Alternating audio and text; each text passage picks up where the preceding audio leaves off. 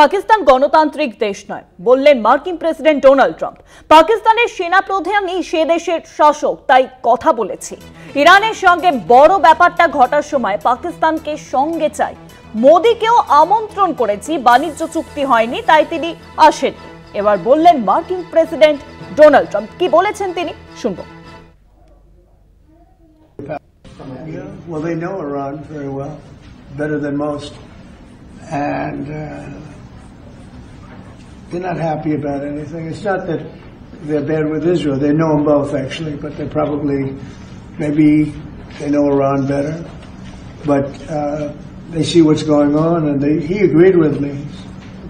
The reason I had him here, I wanted to thank him for not going into the war, just, ending the war, and I want to thank as you know,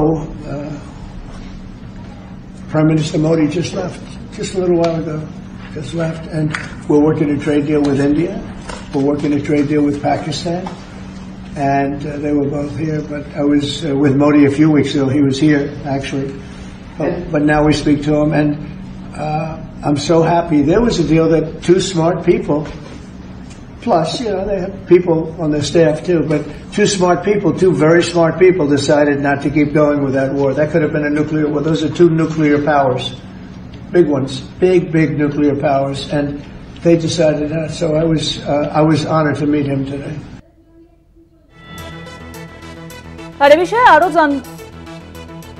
Pakistan গণতান্ত্রিক দেশ নয়, এবার মন্তব্য করলেন মার্কিন president Donald Trump. পাকিস্তানের সেনাপ্রধানই সে দেশের শাসক। আর বিষয়ে আরো জানবো, এখন নিউজরুম থেকে সঙ্গে রয়েছেন আমাদের পলিটিক্যাল এডিটর আশিস চট্টোপাধ্যায়। আশিস দা, পাকিস্তান গণতান্ত্রিক দেশ নয় এই মন্তব্য করলেন ডোনাল্ড ট্রাম্প, কি বলেছেন তিনি? গুরুত্বপূর্ণ একটা ডেভেলপমেন্ট হচ্ছে, যেটা হচ্ছে মার্কিন যুক্তরাষ্ট্রে।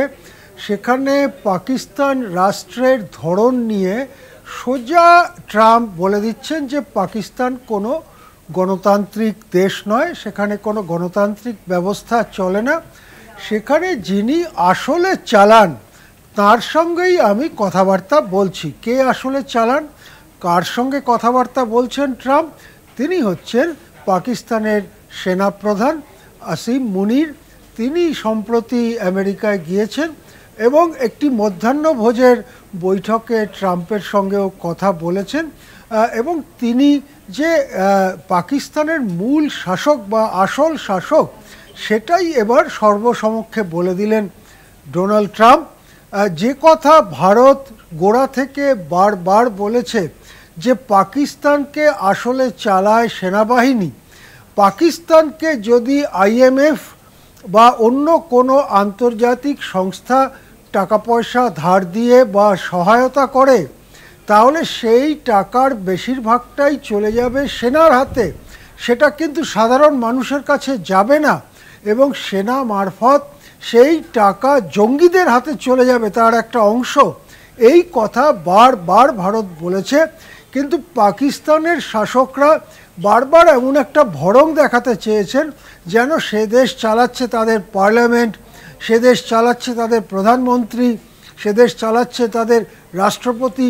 এই ধরনের একটা ভরং দেখাতে চেয়েছেন। এবারে পাকিস্তানের রাষ্ট্রের চরিত্র একেবারে খোল্লা বলে দিলেন ডোনাল্ড ট্রাম্প। তিনি বললেন যে পাকিস্তান চালান আসলে সেনাপ্রধান, আর যেহেতু বর্তমানে সেনাপ্রধান আসিম মুনির, সেই জন্য তার সঙ্গেই কথা বললাম। আরও গুরুত্বপূর্ণ কথা তিনি বলেছেন যে ইরানের সঙ্গে এই এক্সট্রাভ্যাগাঞ্জা, বলা যেতে পারে বর্তমান প্রেক্ষিতে এই বড় ব্যাপারটা যখন ইরানের সঙ্গে ঘটছে তখন আমরা পাকিস্তানকে সঙ্গে চাই, এই কথাটা তিনি বলেছেন। এই কথাটা কেন বললেন?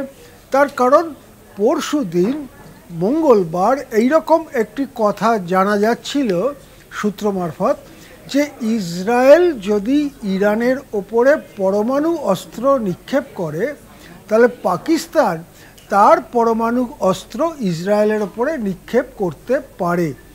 এই রকম কথার পরেই আমরা দেখলাম হঠাৎ বিদ্যুৎ গতিতে তড়িঘড়ি আসিম মুনির চলে গেলেন ওয়াশিংটনে। সম্ভবত ট্রাম্পই তার সঙ্গে কথা বলতে চাইলেন, এবং যাবার আগে আসিম মুনির বলে গেলেন ট্রাম্পই ভারত পাকিস্তানের পরমাণু যুদ্ধ ঠেকিয়েছে, তাকে শান্তির নোবেল পুরস্কার দেওয়া উচিত। খুশিতে ডগমগ ট্রাম্প মুনিরকে ডেকে তার সঙ্গে দুপুরের খাবার দাবার খেলেন, একসাথে দুপুরের মধ্যাহ্ন ভোজ হলো, এবং তারপরে আমরা দেখলাম যে মুনির আর কোনো কথা ও ব্যাপারে বলছে না।